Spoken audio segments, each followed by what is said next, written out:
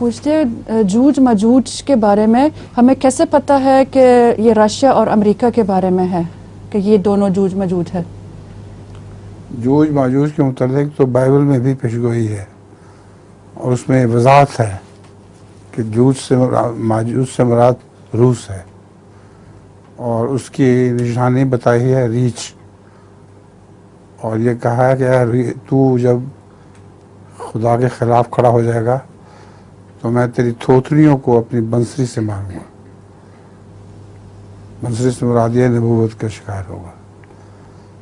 तो यजूज माजूज के मुतालिक उनकी इलामतों से भी पता चल जाता है।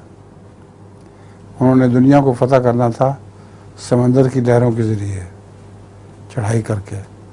अब ये दो कौमें ऐसे हैं जिन्होंने सारी दुनिया को फतह किया है।